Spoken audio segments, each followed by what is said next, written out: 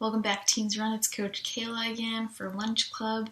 And today, as usual, I'm going to start by leading us all in a short mindfulness activity. Today, we are going to do a breathing technique called 4-7-8 breathing. And what I want you to do is find a comfortable spot. You can close your eyes if you feel comfortable, or if you can keep them open as well. And what we're simply going to do is we're going to breathe in through our nose very slowly and mindfully for 4 seconds. And then we're going to hold our breath for 7 seconds.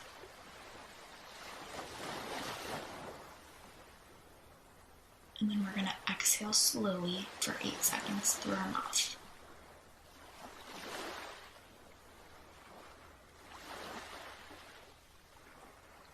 Now, if you can't hold your breath for that long, you can easily shorten the time. You want to keep the same ratio of time as 4-7-8, so maybe you could do 2 seconds of inhale, 3.5 seconds of holding your breath, and then 4 seconds of exhaling to keep that same ratio. But you can do that, and if you do that multiple times, you can slowly work your way up to a longer period of time for this exercise. The science behind this technique and why it helps to relax you is that by first taking that deep inhale and holding your breath, it increases the amount of oxygen in your brain, and your brain is a top consumer of oxygen in your body. It always wants more and more, and so by increasing this amount of oxygen in your brain, it kind of lets your brain slack off a little bit, and it doesn't have to function, it doesn't have to work as hard to function.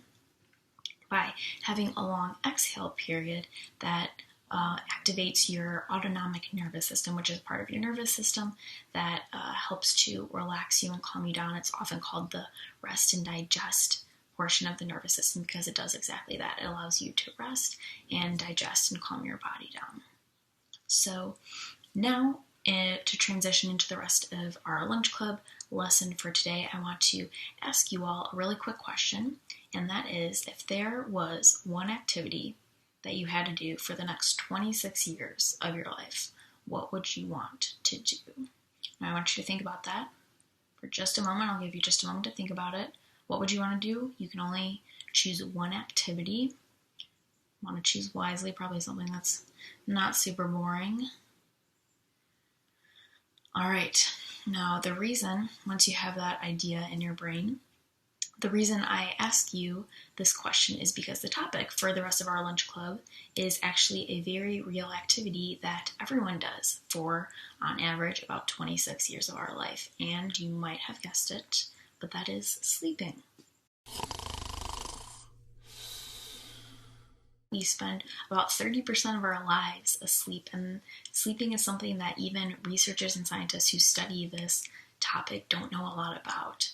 So today I'm going to do kind of a 2-part series. Today I'm going to talk a little bit about why we sleep and why we need to sleep. And then next week for Lunch Club, I will talk about what happens when we don't sleep enough, which many of us are guilty of, myself included. And I'll then give you a couple tips that research has shown in order to help you get some better sleep. What we do know is that we are triggered to sleep, and everyone is triggered to sleep by both internal cues and external cues. So the main thing that we think of why we sleep is it gets dark out and it becomes nighttime. So that's an external cue, the daylight. So when the sun comes up, then it triggers our body to wake up.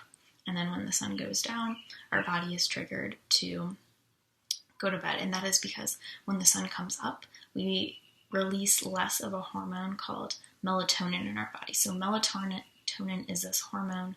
And now I'm getting a little bit into internal triggers or internal cues of why we sleep. So melatonin is this chemical inside our body. And when the sun goes down and when it becomes dark outside, our body increases this production of melatonin, and that's what makes you start feeling sleep. So those are a couple of the basic internal and external cues of why, physiologically, why we feel the need to sleep. So next I want to talk about why we need to sleep.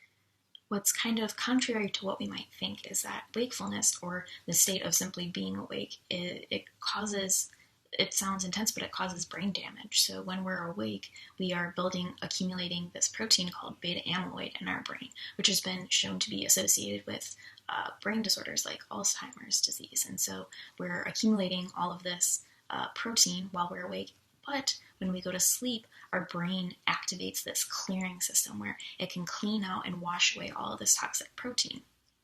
So unfortunately, when we sleep less, though, this protein builds up, and so that's one reason, first of all, why it's important to sleep is because our brain activates this clearing system, and we can wash away not only this beta amyloid protein, but many other toxic chemicals and proteins and cells within our brain and within our body to kind of clear it all out and give it a fresh start in the morning.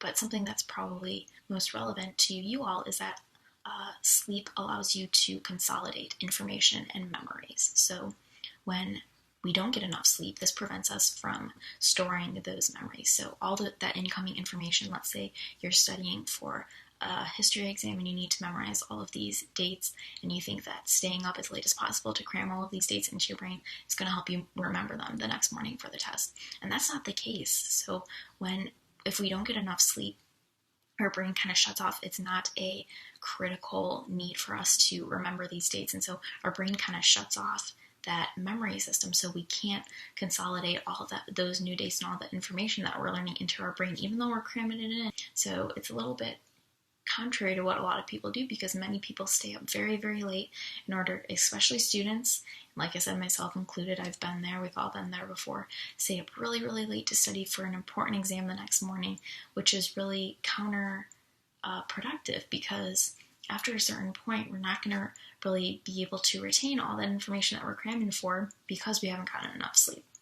So that's why it's really important to make sure that you are getting enough sleep even before exams. It's much better to prioritize getting a full 8 hours, 8 to 9 hours of sleep before an exam rather than staying up late to cram for this test.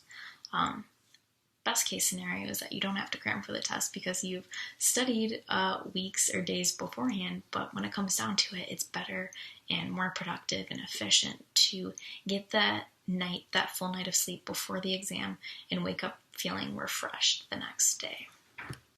So with that being said, that's going to conclude part 1 of our sleep series. I will finish it off here, and we'll see you for Run Club later today.